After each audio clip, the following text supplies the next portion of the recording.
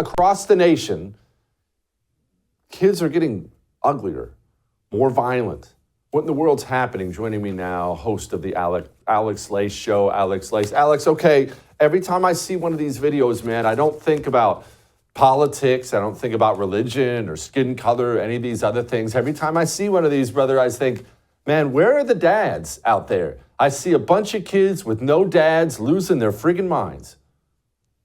Yeah, Jesse, you're 100% right. It all starts in the home. Let's be honest. And we try to change all these different, political positions. We try to throw money at these neighborhoods where you're seeing all this crime and stuff, but it all comes from not having a father in the home. Our nuclear families have broken down. And I'll tell you this, when you have a society that is godless, plus fatherless, plus lawless, it equals hopeless. And that's what we're seeing right now in these cities all across America, man. You have no God in the society, in the schools. You have no father in the home, and you have no law on the street. What do you think is going to happen? This is what is to be expected. And you see it does go. And if you want to look at the FBI numbers and you look at it by race, violent crimes that are committed, it goes black, Hispanic, white, and then Asian at the bottom. And that correlates with the fatherless households. Number one is black, then Hispanic, then white, and then Asian. So as you have you have the chart right there. And that's interracial crimes as well. It all correlates. This isn't like a big puzzle here or a mystery to find out why we're at this point. It's because we don't have dads in the home and our nuclear families secured.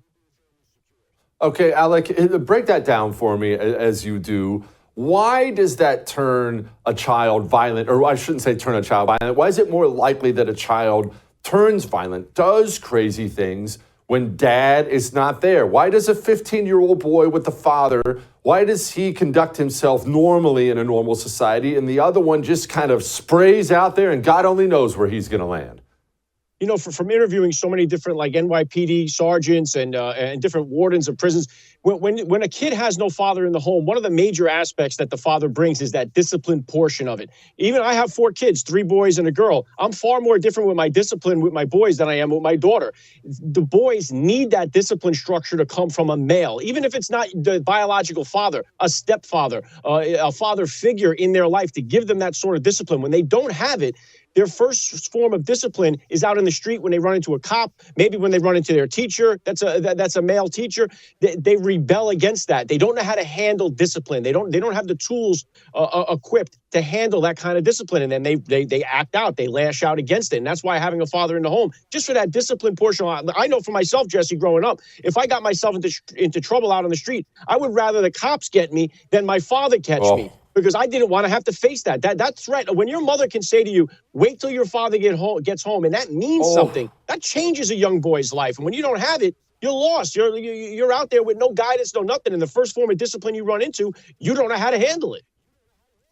Oh, just you saying the words, Alec, gave me the shivers all over again because my mother used to say that to me every time I got in trouble. Wait till your father got home. And you're right, man, come lock me up. Come take me anywhere. Just don't let dad get home and get his hands on me. I can still figure it out to this day. You know what? There's more to this too, Alec. Actually, I brought it up at the beginning of the show. Suicides in this country. Men are 4 times as likely as women to commit suicides in 2022, almost 50,000 suicides. Why are men so sad, Alec? What's missing? What's lost? What's wrong with us? Well, number one, there's an attack on masculinity in this country. We know that. We've seen it. They've emasculated men. Men are afraid to be men, afraid to be proud to be a man.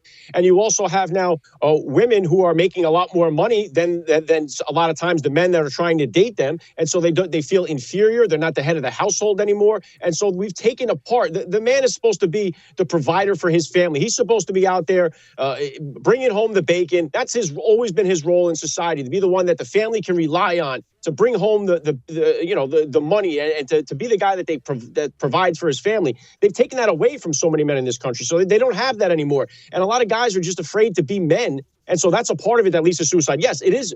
Men are dominating the suicide numbers. They also dominate the homeless numbers. They also dominate the prison numbers. So it's like it's an all-out war against men, particularly in the Western world. They don't have their seat at the table like they once did. And that's why you're seeing these numbers spike all over the place.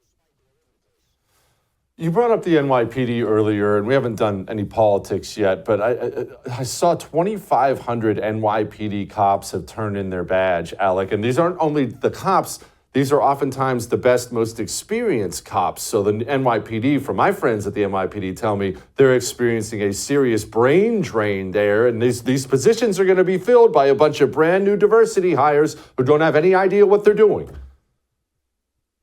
Yeah, really the question is, why haven't more cops turned in their badges? That's really the thing. It doesn't surprise me to see this. Why in the world would you want to be a cop, especially in a Democrat city right now, somewhere like New York City, where the criminals that you lock up, you see them back out on the street in another week, and you're like, well, why did I even bother locking this guy up? And if you do it again, you're the one that's in trouble. And then we saw what happened with Daniel Penny, the hero in the subway there that ended up subduing that maniac that was threatening to kill people on the subway. What happens? Daniel Penny is arrested and he's booked. And so the officers are kind of, and then, they don't have the back from the mayor, obviously, from the DA, Alvin Bragg. So what are they doing? We're out here trying to protect and serve the community. And half the time we're doing our job, the community's against us because the mayor has turned everybody against the police, defund the police. Everyone's anti-police. And so I'm not surprised that many officers, and I would expect a lot more to turn in their badges in the near future.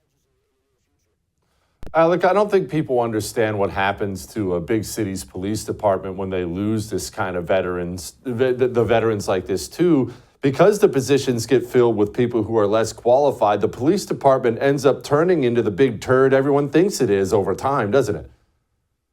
Yeah, there's no other way for it to go. And that's why you're seeing now, too, who knows now that the scary part is, who are the people that you say that they're hiring? They're hiring people not because they're the best person for the job. They're hiring them because of their skin color or because of how they what pronouns they use. That's what they're more concerned about than the guy that's going to be there, the best man to do the job, the best woman to do the job. They're not interested in that stuff anymore. Now it's all about the diversity hire, equity and inclusion and all this stuff that isn't going to give you any results on the street, especially when you have unleashed an entire youth population that grows up with no family structure, no God in their life. And now they're out there running rampant on the streets. And now you have police officers who don't care and feel like they're justified in what they're doing. It's a mess. And I don't know how you clean this up unless you get fathers back into the home, God back into our society, and law back on the street. Without those three things, we're lost. How are we going to get God back in our society when the U.S. government has apparently declared war on him? We have tranny flags flying from our embassies overseas. We have now foster parents. You have to affirm your child's gender. Christianity is very clearly not the American religion anymore.